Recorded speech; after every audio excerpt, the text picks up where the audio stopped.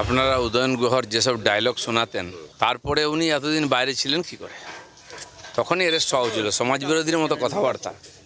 দিনহাটায় নিয়ে যাওয়া হলো উদয়ন গুহকে। গতকাল কলকাতা থেকে গ্রেপ্তার করা হয় প্রাক্তন উত্তরবঙ্গ উন্নয়ন মন্ত্রী এই উদয়ন গুহকে। একাধিক অভিযোগ, 2016 সাল থেকে প্রধানমন্ত্রী আবাস যোজনার টাকার কাটমানি খাওয়ার অভিযোগ এই উদয়ন গুহর বিরুদ্ধে। আবাস দুর্নীতিতে 2200 লোকের অভিযোগ। এছাড়াও কোচবিহারের হাসপাতালে কোটি কোটি টাকা তোলাবাজির অভিযোগ রয়েছে। ভোট পরবর্তী অশান্তি মামলাতে অভিযুক্ত উদয়ন গুহ। 2015-এ ফরওয়ার্ড ব্লক ছেড়ে তৃণমূলে যোগ দেন উদয়ন গুহ। তারপর রাজ্যের মন্ত্রী। একের পর এক অভিযোগ উদয়ন গুহর বিরুদ্ধে। ফুলবাগান থেকে গতকাল তাকে গ্রেপ্তার করে কোচবিহার পুলিশ, আর তারপর সড়ক পথে নিয়ে যাওয়া হয় কোচবিহারের উদ্দেশ্যে। এই মুহূর্তে দিনহাটায় পৌঁছেছেন উদয়ন গুহ। দিনহাটায় তাকে নিয়ে যাওয়া হয়েছে, আজ আদালতে পেশ করা হবে। নারায়ণ সিংহ রায় আমাদের প্রতিনিধি রয়েছেন দিনহাটা থেকে সরাসরি। নারায়ণ, উদয়ন গুহকে নিয়ে পুলিশ পৌঁছেছে দিনহাটায়। এই মুহূর্তে কোথায় রয়েছেন উদয়ন গুহ? আজ আদালতে পেশ হবে, কি আপডেট পাচ্ছ?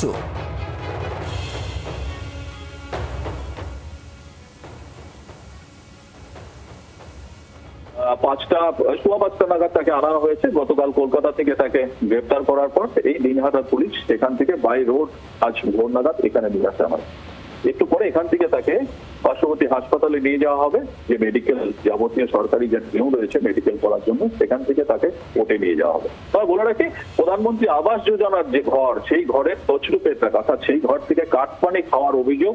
এর পাশাপাশি এই দিনহাটার অপোজিটে যে দিনহাটা সদর হাসপাতাল রয়েছে, সেখানে পেট্রিয়টিক বিভাগ অর্থাৎ পিকু বিভাগ তৈরি করেছিল সেই সময়, কোভিড চলাকালীন সেই সময় তৈরি করেছিল।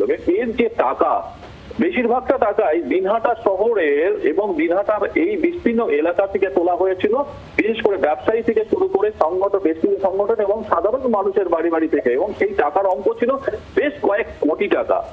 এই টাকাও তছরূপের দায় রয়েছে। এছাড়াও আরো বেশ কিছু অভিযোগে ইতিমধ্যেই উদয়ন গুহকে ধরা হয়েছে। তিনি এই দিনহাটা থানাতেই রয়েছেন।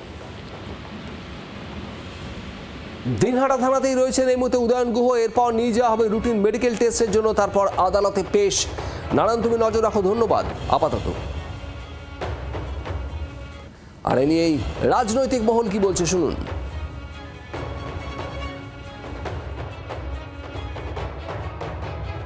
আপনারা উদয়ন গুহর যেসব ডায়লগ শোনাতেন, তারপরে উনি এতদিন বাইরে ছিলেন কি করে?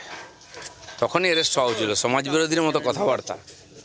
আর তার তো দুর্নীতির কেস আজ নয়, তার বাবা বেঁচে থাকতে সার কেলেঙ্কারির কেস ছিল। তো সব রকম গুণ ছিল। বাকি যা ঘটেছে সবাই দেখেছে, লোকে কমপ্লেন করেছে, বাকিটা আইন দেখবে। দিনহাটার সাধারণ মানুষকে যে লোকটা শান্তিতে থাকতে দেয়নি, দিনহাটার সাধারণ মানুষের জীবন যে বিষিয়ে তুলেছিল, দিনহাটার সাধারণ মানুষকে যিনি অকথ্য অত্যাচার করেছেন, তার নাম উদয়ন গুহ।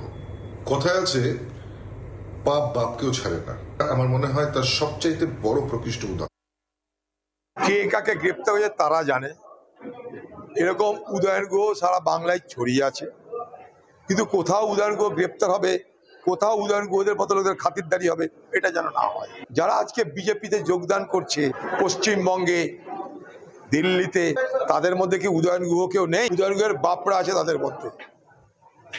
তাদের বিরুদ্ধে তো ব্যবস্থা নিতে চাইবো আমরা, তাদের বিরুদ্ধে ব্যবস্থা ওরা তো দেখতে চাইবো। আইনের ব্যবস্থা আছে দেশে, আইন কানুন মেনে যেন সবকিছু হয়, আর সেই আইনের চোখে যেন সবাই সমান হয়। বাংলার আওয়াজ, বাঙালির আবেগ, জি 24 ঘন্টা।